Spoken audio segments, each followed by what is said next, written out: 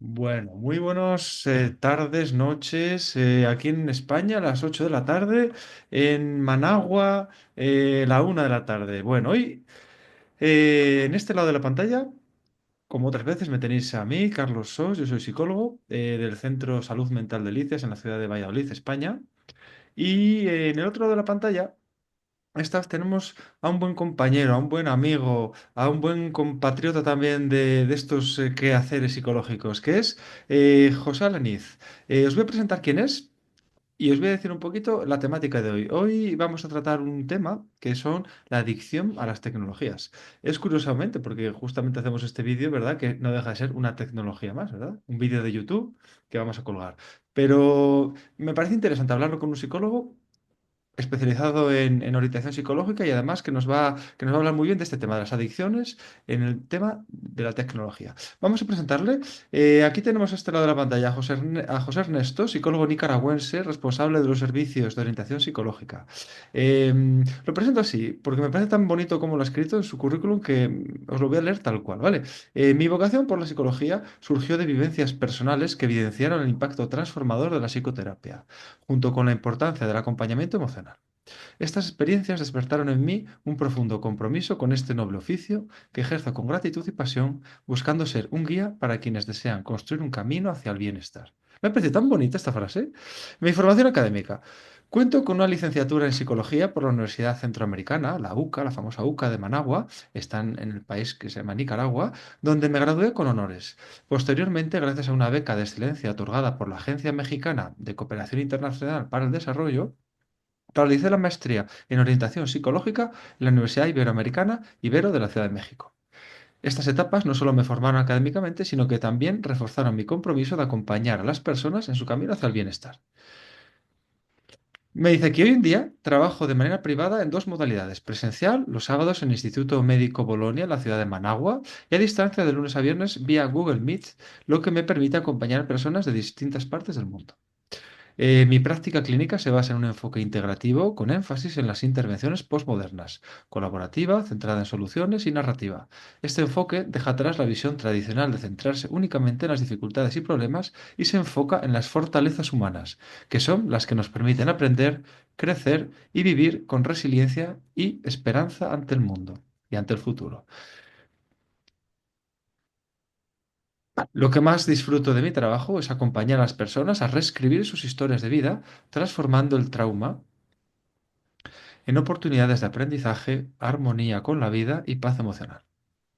Cada sesión me recuerda que, al trabajarnos como personas, también nos preparamos para ser luz en la vida de alguien más, una luz que guía en los momentos de incertidumbre y oscuridad, tal como otros lo hicieron por mí cuando más lo necesité. Me parece tan bonita esta manera quería leeros este currículum porque muchas veces uno anda con lo típico, ¿verdad, José? De formación, empieza universidad de tal, tal, tal, curso, posgrado, tal, tal. Entonces me resulta como una cosa como muy mecanicista, muy mecánica, ¿no? Es decir, al final leer el currículum de alguien es una cosa como odiosa, fea, ¿no? Pero en cambio este me parece tan bien hecho, tan bonito, que hoy quería traerlo aquí, ¿vale? A este vídeo. Así que, José, bienvenido. José. Muchísimas gracias, Carlos. Y justamente ahorita que mencionas esta parte de mi currículum, yo escribí eso, pero jamás lo había escuchado de la voz de alguien y se Ah, escuchó tan bonito.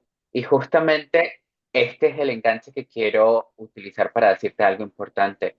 Es esa manera bonita de como yo hice mi currículum, dejar la parte mecánica, la parte fría de presentarme como licenciado en psicología, máster en orientación psicológica, sino humanizarlo más para que cuando la gente lo lea diga, qué bonito. Pues sí. justamente eso es lo que hago en psicoterapia, ayudarle a la gente a reescribir su historia para que cuando se las cuenten ellos mismos, se den cuenta de las fortalezas que tienen, que son las que al final nos ayudan a continuar vivos y a darle esperanza y sentido a nuestra vida. Qué Entonces bonito. dije, si esto es a lo que yo me dedico, pues tengo que ser un ejemplo de Sí, sí, esto. fantástico, Y por eso fantástico. decidí cambiarlo. Fantástico, fantástico. Pues venga, vamos a empezar con la temática de hoy, que hablamos de adicciones a la tecnología. Entonces, mira, me encantaría definirlo primeramente contigo. Definamos un primer punto, ¿qué es una adicción a nivel psicológico?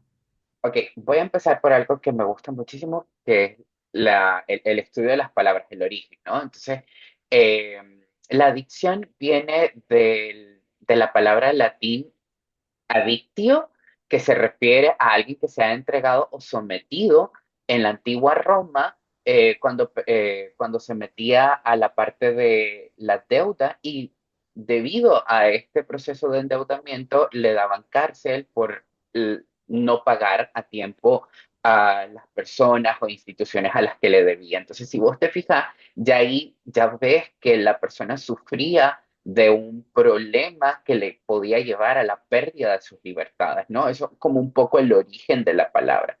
Sin embargo, yo te lo planteo desde un punto de vista ya en la terapia, un poco más romántico, por así decirlo. Yo le digo a las personas con las que trabajo, oye, la adicción pues me recuerda a esto de que el prefijo a significa sí y luego la palabra adicción significa hablar. Entonces, una persona con una adicción es aquella que no puede hablar. Es prisionera de su propio dolor, de su propio trauma y no ha encontrado la manera de cómo expresarlo y se aboca o se acuerpa al consumo de sustancias para poder expresar aquello que por su voz no lo puede hacer. Pero ya en sí, desde el aspecto psicológico, encontramos que una adicción es cuando hay una pérdida de control, cuando el ser humano no es capaz de detenerse ante aquello que necesita ejecutarse al consumo de tabaco, el consumo de alguna tecnología, de alcohol, de pornografía, de cualquier tipo de, de objeto que podamos tocar o no, que nos da una gratificación inmediata y que nosotros no podemos evitar el querer buscar más ese comportamiento, ese consumo de esa sustancia que nos da ese placer. Y por tanto, eso nos lleva a lo que es la tolerancia y la dependencia, es decir, eh, que cada vez necesitamos más de esto para podernos sentir bien. Y ahí es donde cae el ciclo del vicioso, ¿no? O sea, lo probaste una vez, te gustó, lo vuelves a probar y lo vuelves a probar y no lo quieres dejar porque siempre estás buscando cómo obtener esa sensación de placer inmediata o de bienestar, lo cual pues, obviamente no es factible porque a largo plazo esto es lo que va creando un deterioro en otras áreas de tu vida. Y aquí llegamos al punto 3 de que por qué es una adicción. Es el impacto que uno tiene en la vida, tanto propia como con las demás, ¿no? A veces puede ser que vos veas mal tu trabajo, pero cuando ya esto ya afecta a tus relaciones familiares, a tu relación de pareja, a tus amistades, entonces ya ves que hay un deterioro de la vida cotidiana de la persona y ahí es cuando decimos, no, esta persona ya está en una adicción De como tal. acuerdo. Entonces, De acuerdo. Nos queda bastante claro, básicamente, fantástico. Cuando hablamos, fíjate, de tecnologías, ¿no? Hoy tocábamos este tema, hablamos de tecnologías, pero fíjate, los videojuegos, Instagram, el Facebook, las redes sociales en general, simplemente el chat, ¿verdad? El WhatsApp, el Telegram, ser adictos a hacer scroll en el móvil, ¿verdad? Y ver en TikTok bailes. Eh, ¿Verdad? ¿Qué es? ¿Qué tecnologías hay ahora y a qué debemos de tenerles miedo? creo que el miedo más grande que tenemos como seres humanos al uso cotidiano de las tecnologías es justamente el no podernos controlar nuestro impulso primario de quererlo consumir. Entonces, aquí es como un poco también entender cómo funcionan estas nuevas tecnologías. Cuando el ser humano tiene mayor información sobre cómo se usan las cosas, pues puedes tener mayor control, dominio de cómo gestionar tu tiempo en la exposición a esto. Vos mencionabas algunas, ¿no? Pueden ser las aplicaciones de móviles, como lo mencionaste, Facebook, Instagram, X, Threads y muchas otras más, pero también están los videojuegos, están las plataformas de streaming como HBO, Disney Plus, Netflix y tantas otras que se han ido sumando al mercado. Tenés también que ahora somos más dependientes de la tecnología porque hay gente que tiene celular inteligente, pero también tiene el famoso iWatch o reloj inteligente. Y entonces te vas volviendo un poco más, es que lo necesito porque me mide cuánto corro al salir a caminar, cuánto tiempo paso metido en esto. Y entonces es una necesidad y esta es la parte importante, entender cómo estas tecnologías operan.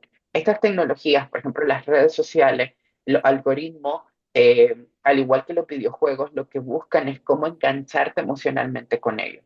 Porque el negocio eh, de estas tecnologías es poder crear un enganche lo suficientemente grande con el usuario para que nos podamos volver consumidores masivos de esa tecnología. Y de esta manera poder ellos proporcionar sus anuncios, proporcionar el marketing que los mantiene, los sostiene y les da el dinero para hacer lo que son.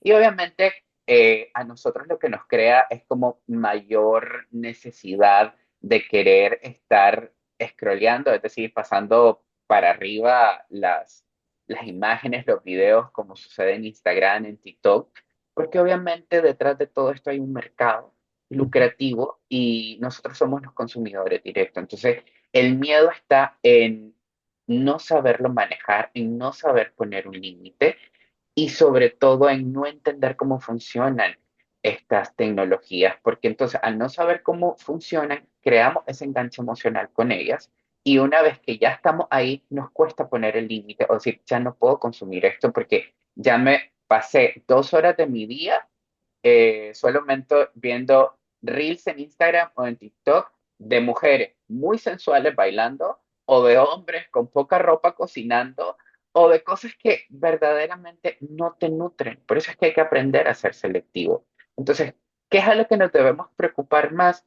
Obviamente al tiempo que consumimos y el cómo dejamos de hacer cosas en la vida real con nuestra familia, con nuestros amigos, eh, en nuestro trabajo por estar dándole importancia al mundo digital. ¿Es malo el mundo digital o las redes sociales y todo? No, porque prácticamente ya vinieron para quedarse y para simplificar ciertos aspectos de nuestra vida.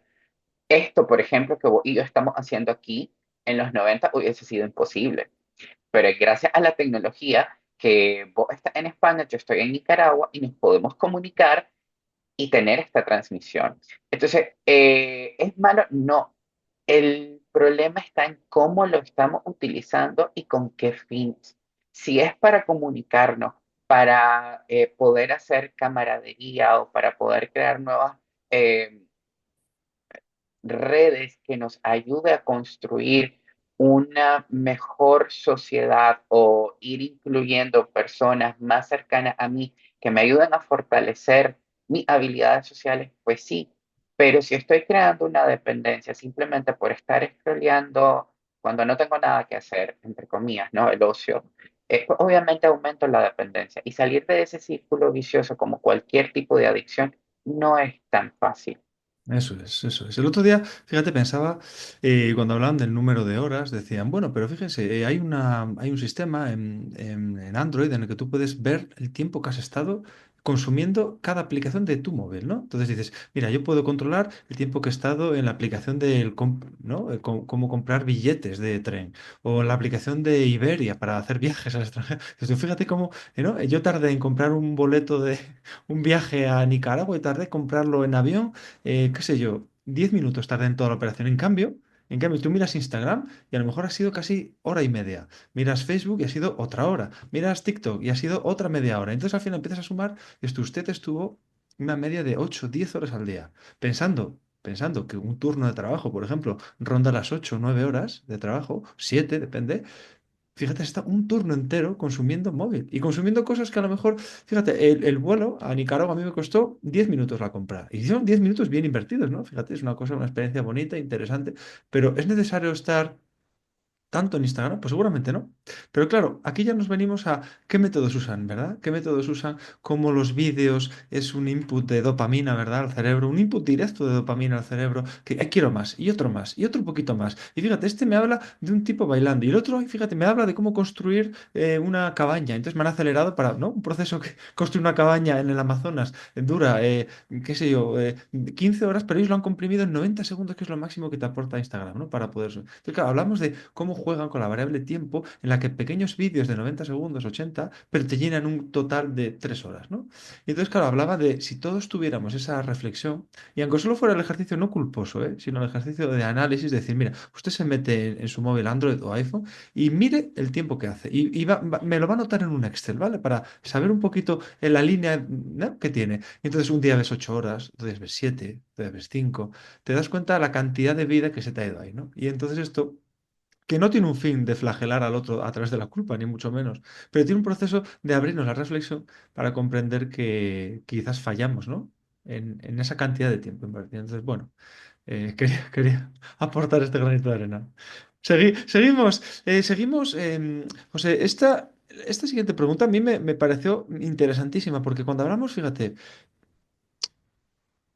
¿cuál es el punto de inflexión? ¿Dónde está, verdad? Hablábamos en psicología la curva de Gauss, ¿verdad? Ese punto en el que la curva llega a su máximo y empieza a descender. ¿Cuál es el punto de inflexión donde ya sí puede haber preocupación, donde ya decir, mira, aquí la cosa se nos ha complicado mucho? Y luego, fíjate, la siguiente que viene enlazada también un poquito es cómo transmitir a los menores todo esto. ¿Cómo transmitir a los menores el peligro quizás que pueden encontrar en las redes sociales?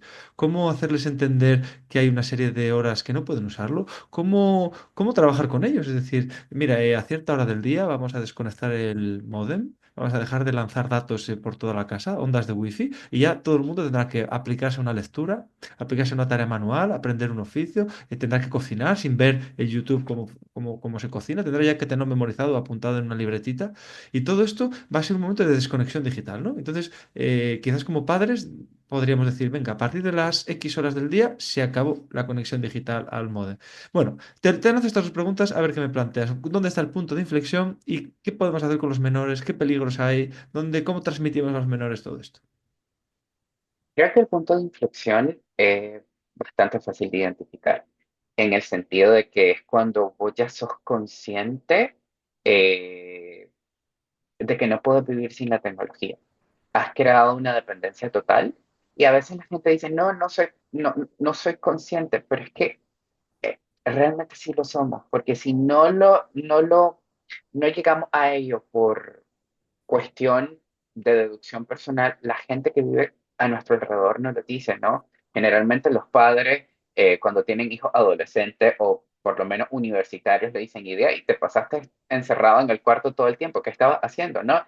Y el hijo así como, no, estaba viendo mi TikTok, estaba chateando en Instagram con mis compañeros de clase o estaba en WhatsApp platicando, ¿no? Entonces, ese es el detalle. Cuando vos ya empezás a ver que tu día se consume por el número de horas eh, que pasas en una aplicación y que ese tiempo lo pudiste haber invertido en salir a pasar con tu perro o jugar con tu gato o pasar tiempo con tu familia, con tus amistades, con haber hecho alguna innovación en tu trabajo o haber priorizado el trabajo de mañana, el día de hoy, para dejar algo adelantado, solo te quedaste en la pantalla la mayor parte del tiempo, pues obviamente es bastante adictivo. Y algo que a veces la gente no se da cuenta, y uno pues como psicólogo cuando está con ellos, si nos enteramos, te dice, no, pues yo no soy adicto tanto a las pantallas, no tengo tanta adicción a Instagram ni nada, pero a ver, pues yo llego a mi casa, veo Netflix, luego me voy a comer, me pongo a escuchar un podcast, luego llega mi mamá o llega mi Mm. pareja, nos ponemos otra vez a ver Netflix y pasamos hasta la 1 o 2 de la madrugada, se va a la cama, empieza a tener problemas de insomnio, porque claro, el haber pasado con el celular, luego pasar con Netflix, son pantallas, luz azul, que va incrementando tu incapacidad de poder conciliar el sueño, porque no hay una secreción natural perdón, de melatonina en ese momento. Y Eso. por tanto, ya llega la hora del sueño y el sueño no viene. Y empezamos a tener una gran cantidad de personas sobreestimuladas que no están pudiendo dormir. Y cuando la persona no duerme bien, al día siguiente te levantas con todo el malestar de no haber dormido bien, ya no enfrentas los problemas de la misma manera, te andas más irritado, en el peor de los casos irritado, en el otro andas somnoliente y te quedas dormido cada cierto tiempo, pero ajá. Aquí vienen las pequeñas trampas que nos decimos, no, voy a tomarme una taza de café, no, me voy a tomar una bebida energizante. La mayoría de estas bebidas que te aportan energía al cuerpo, obviamente te aumentan los niveles de ansiedad. ¿Y quién es feliz o quién se siente bien bebiendo tanta cantidad de energía y viviendo ansioso la mayor parte del día? Ahí está. Y después culpan al trabajo, es que mi jefe, es que mis compañeros, y no se dan cuenta que el origen está en sus propios malos hábitos que le conllevan a un pésimo desarrollo de su vida cotidiana. Entonces aquí volvemos a cómo nos damos cuenta que una adicción cuando ya empieza a deteriorar tu vida. Entonces el punto de inflexión está ahí, cuando vemos de que a nivel emocional nos afecta, pero también hay un efecto psicológico en nuestras relaciones, en nuestra relación con nosotros mismos, pero también hay una afección física. He dejado de dormir, no estoy comiendo bien, o no me estoy hidratando de la manera adecuada, o estoy teniendo mucha ansiedad. ¿Y de dónde viene todo eso? Del mal hábito por el consumo de la tecnología y no establecer límites. Ese sería como el punto de inflexión. Algunos signos importantes que podemos ir viendo, se le puede llamar punto de inflexión o un punto de no retorno, que es aquello que cuando ya está ahí, ya no puedes recuperar la vida que tenía antes. El cómo era mi vida antes del consumo excesivo de redes sociales o de Netflix, pues obviamente ya no podemos llegar a ese punto, porque ya estamos dentro de la espiral de la adicción. ¿Podemos salir de ello y tener una nueva vida? Sí, pero hay que llegar a un proceso terapéutico de conciencia de lo tengo que dejar y eso a veces no es tan fácil para las personas que ya están metidos en ello. O sea, algunos signos que nosotros podemos ir viendo para prevenir en esa caída es justamente la pérdida del control, es decir, no controlar el número de horas que podemos estar. Para los adultos se nos hace más difícil porque no tenemos quien nos esté controlando como a los niños. A un niño le puedes poner el control parental para que no mire cierto contenido, le puedes poner horas en el dispositivo móvil, en la computadora, para evitar que esta persona o este adolescente, niño o niña, tenga ese acceso ilimitado a la tecnología. El problema es con los adultos. ¿Quién nos limita a nosotros? ¿Quién nos pone una regulación? Y en todo caso, a mí me ha pasado en consulta de que ellos tal vez le ponen al teléfono, apagate en una hora, pero si el capítulo en donde dejaron la serie o el videojuego estaba muy interesante, van, lo vuelven a encender, lo vuelven a codificar para una hora más y entonces no hay un respeto. Entonces, esa pérdida de control ya no está indicando algo. También la negligencia de las responsabilidades. Es decir, si vos sabes que tenías que sacar a tu perro, que tenías que entregar tal trabajo a tal hora, que tenías una reunión y eso lo empezás a procrastinar o a postergar y empezás a ver los llamados de atención de tu jefe, de tu pareja, incluso de que tus mascotas ya no están tan cerca de vos como lo solían estar antes. Ir viendo eso como el efecto de la negligencia también nos está diciendo algo. También tener la parte del aislamiento social. Es cierto que las redes sociales vinieron a comunicarnos, pero a ver, es lo que yo siempre digo, no es lo mismo llamarte por un WhatsApp a decirte, oye, Carlos, vamos a tomarnos un café a la cafetería que está a la esquina de tu casa, o vamos a visitar a tu mamá como cuando estudiábamos en el colegio, y de paso nos vamos a tomar un café con ella. No, no es lo mismo recurrir a la tecnología para comunicarte que promover las actividades analógicas o face to face, como le querrás llamar, que son estas, en donde no hay tecnología de por medio. Entonces, cuando vos vas viendo que todo es tecnología, querramos o no, no estamos aislando. Entonces, hay que mantener el equilibrio entre, no es lo mismo, porque pues, obviamente no es tan barato irte de Nicaragua a España para irte a tomar un café, a cuando tenés un amigo cerca y le decís, oye, en vez de estar hablando por WhatsApp o por Instagram, veámonos en el parque, vamos a tomar un café, vamos a tomar una birra, como le dicen ustedes a la cerveza, y platicamos, porque eso es lo que se tiene que promover. Cuando vos vas perdiendo esas interacciones y promueves más la tecnología, ahí te estás dando cuenta que ya estás llegando a un punto de no retorno. O sea, hay que buscar el equilibrio. También el impacto emocional, como hablábamos antes con el tema de la ansiedad, cuando ves mucha energía, perdón, muchas bebidas energizantes, producto de la falta al contrario, más bien de la ganas de querer dormir y no poder porque tenés que trabajar. Entonces es como ir viendo el impacto emocional que voy teniendo con el uso desmedido de las tecnologías, el no poder dormir, el andar somnoliente al día siguiente o el andar irritado y cómo la gente me lo espejea, me lo dice o me lo hace saber. Eso también son indicadores. Otro, pues, obviamente, la parte de la salud. Obviamente, una persona que consume más tecnología tiende a ser un poco más sedentaria. Y si vos vas viendo que producto del sedentarismo hay un aumento desmedido del peso, hay un aumento de estrés en tu vida y no estás teniendo el bienestar que ciertas aplicaciones de bienestar te dan, entonces ahí te vas dando cuenta de que estás llegando a ese punto de inflexión. Y finalmente, dicho todo lo anterior, te das cuenta que todo esto lo estás haciendo porque a lo mejor emocionalmente por dentro te sentís muy vacío o te sentís mal o estás tratando de encubrir una depresión o algún problema de orden psicológico mayor como una bipolaridad, un trastorno límite y estás recurriendo mucho al uso de la tecnología para encubrir eso y decir al mundo, hi o hola, estoy bien conmigo mismo y pones esta foto exuberante en Instagram de saliste a la playa, esto, pero a lo mejor fue la foto que te tomaste hace 2 años y no la subiste, ¿no? Y entonces aquí vienen los memes de la vida que proponemos en Instagram no es tan bonita como la que tenemos en la vida real. Entonces, esos son como los puntos a los que le tenemos que tener cuidado. Y en el caso de los niños, pues, obviamente hay una discusión. Antes se decía de que no se le podían dar ni tabletas ni celulares a los pequeños porque había un proceso de involución de las funciones ejecutivas. Las funciones ejecutivas son todas estas habilidades que tiene el cerebro de la parte frontal, es decir, todo lo que tenemos en la región de la cabeza que nos hace ser Homo sapiens, ¿no? Esta parte pensante, lógica, racional, que regula emociones, conducta, que maneja el tiempo, el espacio, que otros seres que también tienen cerebro, como los animales, no lo tienen tan desarrollado como el ser humano. Entonces, a la mayor exposición a edades tempranas de la tecnología, obviamente va creando como una especie de involución, es decir, no hay un desarrollo, pero tampoco hay el despertar de todas las capacidades que nos van a hacer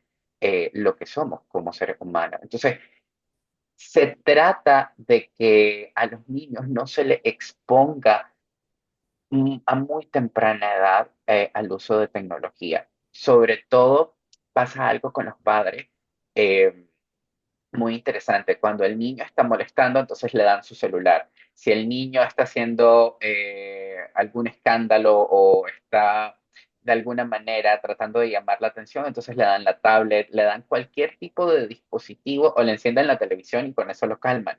Entonces ahí el mensaje que le estás diciendo, le estás mandando a tu hijo es, yo no puedo con vos, pero la tecnología sí y no le estás enseñando a gestionar sus emociones. Y si cuando estás chiquito no estás educando bien a tus hijos, ¿qué podemos esperar de esos hijos cuando sean adultos? Cierto. Porque, Sí, sí. porque ahorita la tecnología, o sea, vos y yo estamos lidiando con la inteligencia artificial, pero estos niños de hoy, de aquí a más grande, van a tener más tecnología. Y si de pequeños no están aprendiendo a lidiar con ella, de grande no lo van a lograr. Ciertamente. Mira, Entonces, sí, sí, por no cortarte y pensando que tenemos 10 minutitos más, fíjate, hablamos de, te iba a hacer la siguiente pregunta encarrilada hacia ¿qué terapias, qué podemos hacer, verdad? ¿Y qué lectura nos recomiendas que podamos tener para un poquito, bueno, pues iniciarnos en el mundo de la lectura de esta temática, de la adicción a las tecnologías? Fíjate, te voy a nombrar esta terapia, que yo no lo considero una terapia, fíjate, me hace una manera interesantísima de cómo en una familia gestionan esto. Fíjate, una familia que traté en terapia un papá, una mamá y dos niños chiquititos, uno de 6 años y otro de 9. Fíjate, el juego consistía en que cada día, uno de ellos sería responsable de apagar el módem, lo que lanza ondas de wifi por toda la casa, apagar ese módem y llevarlo consigo a un lugar secreto de la casa. ¿vale? De tal manera que el resto, ninguno supiera dónde estaba ese escondido. No pasa nada, porque al final los papás lo sabían, evidentemente, pero se trataba de que cada uno, cada día, fuera responsable de decir, hoy yo con 6 añitos guardo el módem en mi cajón. El siguiente día le toca a mi hermanita y con 8 añitos guarda el módem en donde sea, en donde los juguetes. Luego le toca a mamá. Entonces cada día a cierta hora se iban responsabilizando e iban encontrando que a partir, pues en España, a partir de las, esto, familia, a partir de las 7:30 de la tarde, 7, 8 de la tarde, todavía, bueno, pues quedaba nada, muy cerquita a la hora del sueño, ya no se podía conectar nadie al wifi de casa, nadie. Y no había datos porque era imposible, porque ningún móvil podía acceder ahí. Entonces los papás lo que transmitían con esto era que a ciertas horas del día somos responsables de parar y de apagar digitalmente esto. Así que, mira, no sé si es una terapia, pero a ellos les funcionó muy bien. Y a día de hoy, pues ya nos tienen 6 añitos, han crecido ya y controlan muy bien este mundo de la tecnología. Saben los papás lidiar con esto y sus niños. Me parece excelente y esto contesta un poco también la pregunta que tal vez no fui tan preciso en responder sobre la edad. A mí no me gusta dar una edad como tal porque la gente viene y entonces dice, ah, el psicólogo tal dijo que a partir de los tantos años le puedo dar tecnología. Y yo creo que uno tiene que aprender a conocerse a uno mismo y a su familia. Y de acuerdo con la etapa de desarrollo que lleve tu hijo, con el estilo de vida que vos como adulto llevas, poder ir poniendo ciertos límites. Y esto que vos me decías, más que una terapia, lo miro como una estrategia terapéutica que puede ser desde la terapia familiar, porque involucra a toda la familia, como Ujú. puede ser de la terapia cognitiva conductual, que te aprendes, que te ayuda a establecer límites, metas a corto plazo para que podamos ir midiendo. Y un poco de eso te quería hablar. Dentro de las adicciones, como que las mayores terapias que siempre encontramos tiene que ver con la terapia sistémica, que es la que involucra a todo el sistema como tal, es decir, papá, mamá, hijos, no solamente al individuo y decirle vos sos el responsable de, porque vos como psicoanalista me lo podrás decir si estoy mintiendo o no. A veces vos trabajas con la persona, pero si no tenés los recursos de la familia o de la comunidad para ayudarlo, es bastante difícil lograr esas metas a nivel individual. Entonces, la ventaja de la terapia familiar es que involucra a todo el sistema. Y entonces, cuando hace esto a nivel sistémico, los cambios se suelen ver a corto plazo. Esa es Totalmente. una de las bondades de la terapia sistémica, que puede identificar patrones disfuncionales en el hogar, el establecimiento claro de límites y acuerdos para llegar a esos cambios conductuales de disfuncionalidad que permitan alcanzar meta en conjunto y las actividades que se pueden ir haciendo como esta que me planteaste de la familia. Y después de ahí tenés toda la parte que tiene que ver con las terapias cognitivo-conductuales y de tercera generación, como puede ser el mindfulness y la terapia de aceptación y compromiso. El mindfulness pues tiene que ver con toda esta ola de el aprender a meditar, el aprender a tomarte un espacio para poder reflexionar, hacer respiraciones, conectar con vos mismo, identificar de dónde viene la necesidad del consumo excesivo de tecnología y Ujú. cómo poco a poco hacer una práctica consciente de ello. Y la parte de la terapia de aceptación y compromiso pues tiene que ver mucho con el aceptar que tenés el problema, ver cuáles son los pensamientos y emociones que están vinculados a ello para a través de la toma de conciencia ir haciendo las modificaciones de conducta o de comportamiento o de actitudes que te permitan tener un resultado distinto a lo que has venido haciendo. Y ahí mismo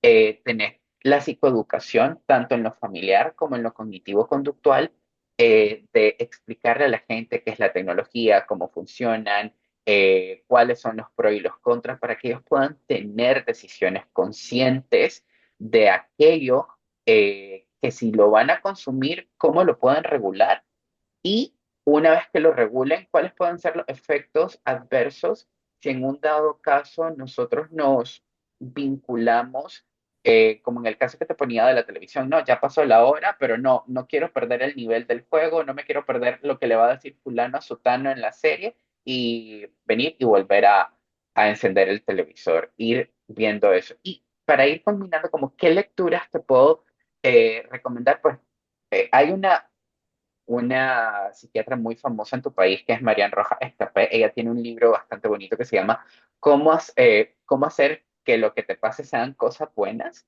ella tiene un capítulo, no te sabría decir ahorita, es precisamente el capítulo, pero ella tiene un capítulo dentro del libro dedicado a las tecnologías y el manejo de ellos, porque es importante aprender a tener una buena inteligencia emocional, es decir, aprender a gestionar nuestras emociones, porque al final las tecnologías lo que hacen es jugar con ellas. Entonces, si vos no aprendes a reconocer tus emociones, a liberarlas y a gestionarlas de una manera sana, van a venir las nuevas tecnologías y siempre van a estarte jugando con tus emociones porque ese es el enganche que hacen para volverte adicto.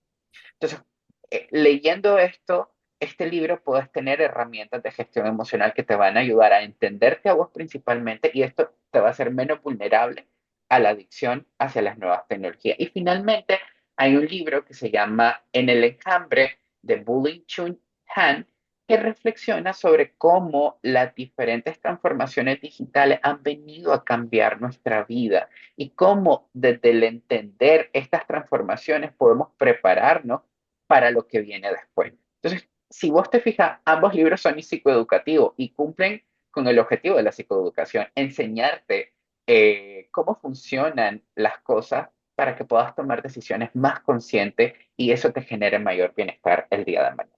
Fantástico. José, me ha encantado tus reflexiones, me ha encantado tu manera de expresar, me ha encantado tu manera de comunicarnos toda esta información y solo agradecerte muchísimo esta visita, emplazarte a que en un futuro nos podamos volver y trabajar en otras temáticas que son interesantísimas y que tú controlas a la perfección.